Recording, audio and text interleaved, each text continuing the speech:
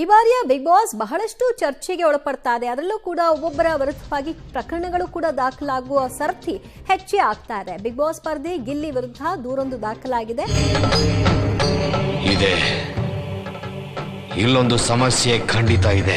ರಿಷಾ ಬಟ್ಟೆಗಳನ್ನ ವಾಶ್ರೂಮ್ನಲ್ಲಿ ಇಟ್ಟಿದ್ದಂತಹ ಆರೋಪಕ್ಕೆ ಸಂಬಂಧಪಟ್ಟ ಹಾಗೆ ದೂರು ಇದು.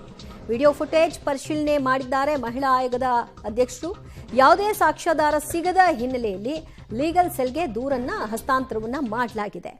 ಎಲ್ಲರೂ 10 ಸೆಕೆಂಡ್ ಮೌನಾಚರಣೆ ಮಾಡೋಣ. ಈ ಹಿಂದೆ ಅಶ್ವಿನಿ ಗೌಡ ರಕ್ಷಿತಾಳಿಗೆ ಬಳಸಿದಂತಹ ಒಂದು ಅಕ್ಷರದ ವಿಷಯವಾಗಿ ಬಹಳಷ್ಟು ಚರ್ಚೆ ಆಗಿತ್ತು. ಅದಕ್ಕೂ ಕೂಡ ದೂರು ದಾಖಲಾಗಿತ್ತು. ಈಗ ಮತ್ತೊಂದು ಅಂಥದ್ದೇ ಪ್ರಕರಣ. ರಿಷಾ ಆಕೆ ಕೂಡ ಬಿಗ್ ಬಾಸ್ನ ಸ್ಪರ್ಧಿ, ಗಿಲ್ಲಿ ಕೂಡ ಬಿಗ್ ಬಾಸ್ನ ಸ್ಪರ್ಧಿ, ಇಬ್ಬರು ಕೂಡ ಆ ಮನೆಯಲ್ಲಿದ್ದಾರೆ. ಆ ವಿಚಾರಕ್ಕೆ ಸಂಬಂಧಪಟ್ಟ ಹಾಗೆ ಈಗಾಗಲೇ ಒಂದು ಕ್ಲಾರಿಟಿ ಕೂಡ ಕಿಚ್ಚನ ಪಂಚಾಯಿತಿಯಲ್ಲಿ ಕೊಟ್ಟು ಮುಗಿಸುವಾಗಿತ್ತು. ಈಗ ಯಾಕೆ ಈ ದೂರು ದಾಖಲಾಯಿತೋ ಗೊತ್ತಿಲ್ಲ. ರಿಷಾಳ ಬಟ್ಟೆಯನ್ನ ಬಚ್ಚಿಟ್ಟಿದ್ದಂತಹ ಪ್ರಕರಣ ಸಂಬಂಧಿತವಾಗಿ ದೂರಿದು.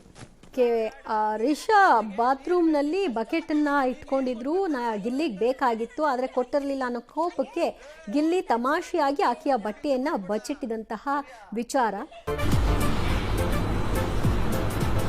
ಅಷ್ಟೇ.